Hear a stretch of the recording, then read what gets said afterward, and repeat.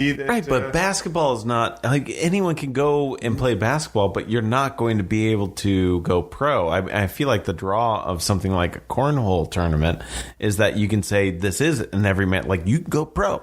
Yeah, you could just right go to the backyard. Like right now you can't. Right, it's just about being a little accurate until it gets too far gone. How many people would sit there the first time they saw curling and be like, I can go out there and do that. And they realize that, no, they can't. Sure. It's a lot more skill involved than what it even remotely looks like. Yeah, so. And to be that consistent in it, I mean, it does take, like, the level between amateur and pro, or that line, I mean, it's broader than people think when you can see it and go, I could do that. But, I mean, again, like baseball, basketball, football, hockey, maybe not hockey. Not everyone wants to put on skates. Yeah. You got to learn how to do that part before you even start playing the sport. But most sports, they're very not accepting or just like open for people to try. Mm-hmm. Yeah. I mean, most of them. So I guess in a long way that... I would exclude your country club sports. Golf and tennis, I mean, you can at least play the basics. Absolutely. You don't have to be good at it. But the accessibility is definitely not. So I guess just the qualifier, though. Baseball, basketball, football. Yeah. I think just like to see a sport like cornhole and go, anyone can do it, and that's why it's popular, and that's why it's going to be televised, wouldn't be a qualifying attribute. I mean, wasn't it on like when ESPN did the ESPN the Ocho? Isn't that how like it's getting on TV? I mean, perhaps. Maybe it's just like their flagship gimmick. Because they can only have so many hot dog eating competitions. Yeah, hot dog eating competitions. They do the like Swedish death dive. Oh. Have you ever seen that? I know what you're talking about. Where they like hurl themselves off and like these crazy things and like a belly flop. Yeah. And I don't know what it's called. Kugel. That's not right, but no, right. Don't worry about it. Yeah. Marble racing and cornhole, man. That's what we got. That's it. Yeah. I mean, you're talking about niche markets there. It can't get that broad of an audience, I feel like, especially just for the way it's formatted.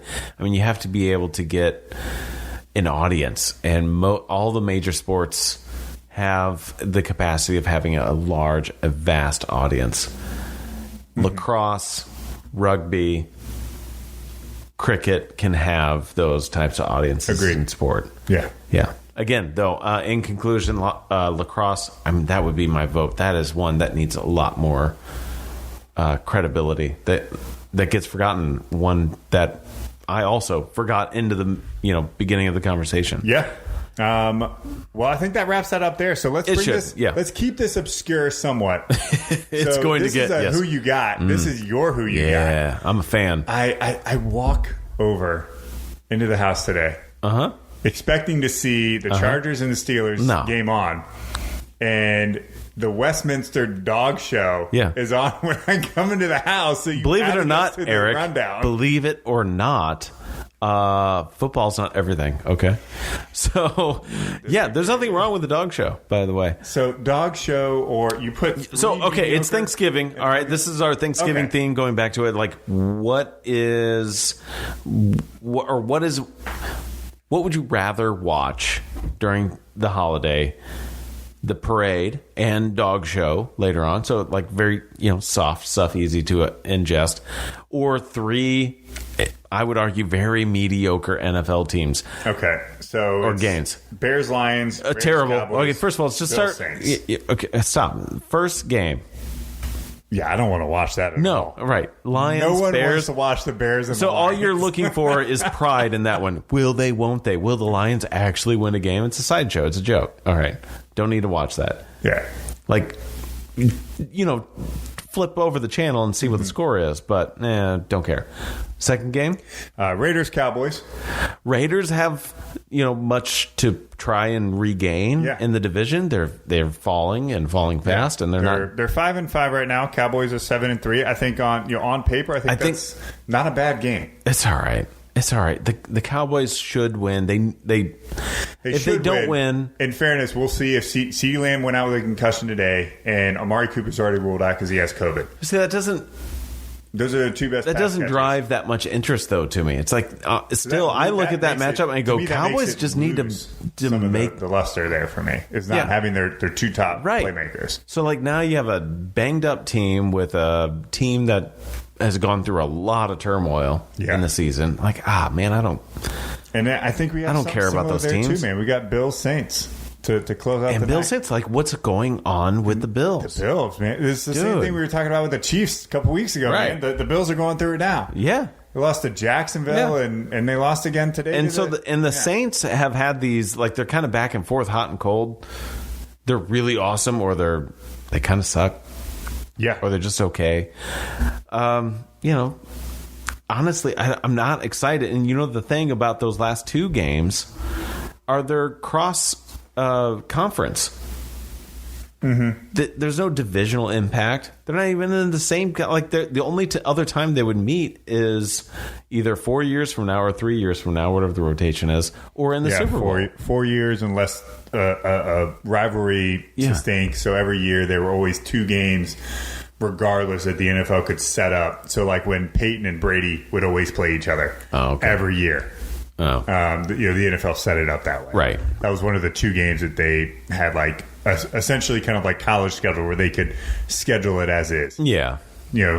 Based on... Makes sense. So there's a lot of money. Maybe three now. There's a lot of, and there's interest in that, and there's money, and that. I mean, that's kind of all on the vein of what we're talking about. Those are not matchups that maybe a year ago, like, this could be good.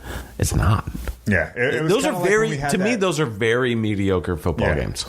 Yeah, I mean, I can't necessarily disagree with you. I would hope that the last two would be good. I know that. And they might be. It's going to be exactly what it was today watching the Bears, man. It's going to be a 6-9 game. And I'm going to want to. It's just like, God damn I'm going to want to. I would rather watch the parade there than watch the Bears. Put on the parade. See what's happening at Macy's. Oh, my God. No, I can't. See what hound dog wins the group. That's all right. No, to me, I would take the parade and dog show and just, I'm going to keep an eye on the scores. I'm definitely keep the fun. Of course, I'm watching the Cowboys. Keep the fun fanfare and then on the evening game. Yeah, I'm going to watch the evening game. Sure. Too. So, I mean, there's a lot of excitement within that evening game, especially on the Bills side. Hopefully, they can be good. Moving on. Next, lightning standings. Here we go. That's right. Favorite. Yeah. I miss it. We got to do the NCAA Top 25. We are looking at the. Let's see. In years past, we would always kind of follow the AP. You made a very easy argument and logical, so I commend you, Eric.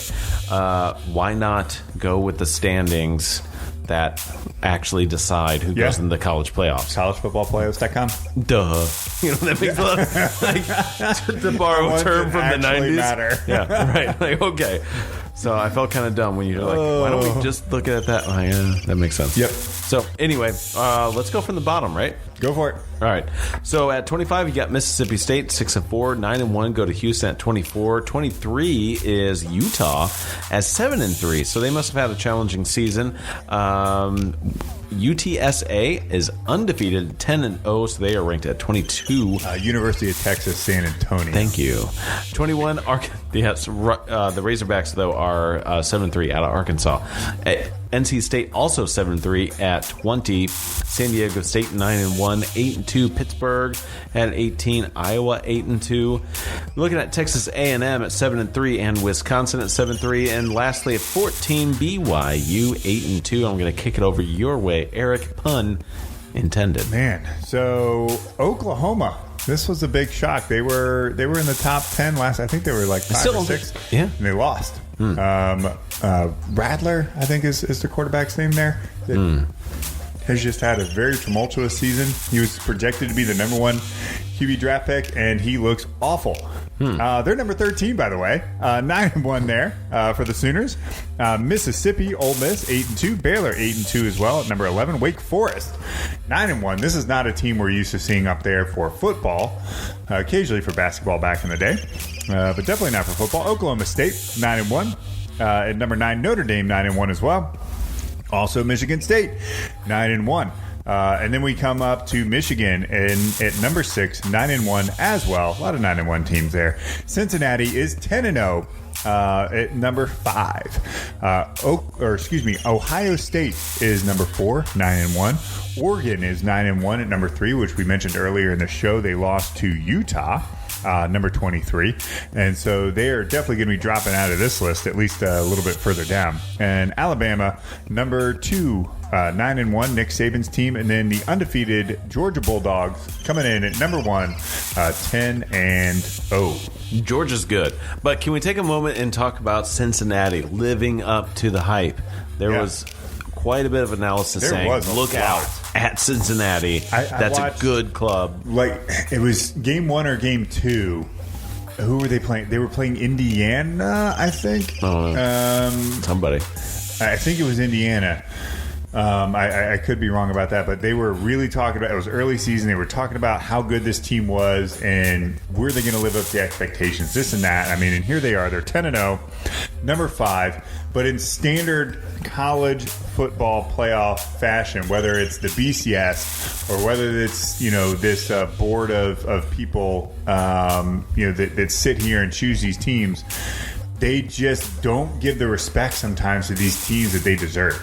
It was, years ago when the BCS put Boise State up against Oklahoma is like, oh, we got to give it to Boise State. We don't want to, but we got to. We're going to really outmatch them with Oklahoma. And Boise State came out and shocked the world and beat Oklahoma. And then the next time that happened, they said, yeah, we're not doing that. We're going to actually put both of these teams up against each other when they did Boise State and TCU. And it's just like they just find a way to insult these teams so that they can't actually beat a big team, which is just embarrassing. And I think it's still happening here with Cincinnati. If Cincinnati wins out and they're not in the top 4, that's disrespect. Yeah. And the playoffs should be expanded. Yeah. To allow a team that's not necessarily from one of these, the Power 5 conferences that had a great season, that was projected to be good from the start, and has done it. Right. Give them the opportunity. Yeah, even if you had to shorten the season. Because there's a fair argument to say that if you expand the playoffs, then you're just sending these kids into playing more games, more physicality, more chances to get hurt.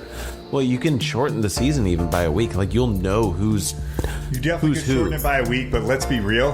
That is not what these schools care about. Right. They'll sit there and tell us that's what they care about. It's true. And we know that's not what they care. And now that with the ability to make money, players can monetize themselves. I mean, that's a good thing. That's a positive thing. But there would be more of an argument than like, well, you can get paid now, so play a few more games. Be a professional. Mm-hmm. I agree. I'd be okay with that too.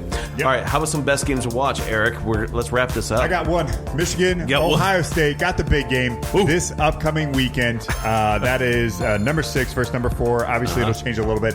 That's the one and only game I got. Okay, so that's Saturday, the 27th. Yep. Yeah, coming up. I got a couple of NFL games you got to look out for. Ravens versus Steelers. You can't hate on a matchup like that. That is such a good division. Good. Yeah, always good. That's on December 5th, and then on December 6th, the next day, Patriots are taking on the Bills, like we just talked about. Yeah, I mean, because the Pats are on fire. Look out for that defense and the Bills. This is the game that the Bills should be up for, ready to roll. Yeah. That's going to be a good one. Right. That should be a good one. Why isn't that on Thanksgiving, Eric? I don't know. I'd agree. I don't make the schedule. All right. How about some NBA, though? Looking at Suns versus Warriors on December 3rd and Bulls versus Nets December 4th. What makes those matchups interesting? Those are the best teams in the league. Yeah, Come on, Eric. Yeah, absolutely. Well, before we go, I got, every week we always have a drink in front of us. This week we have two. I'm going to give a shout out to Wild Onion Brewery here for the Stay Puft Brown Ale with marshmallow and the Breckenridge Champions Edition Orange is what we're drinking tonight. So go Broncos. Yep, here it is.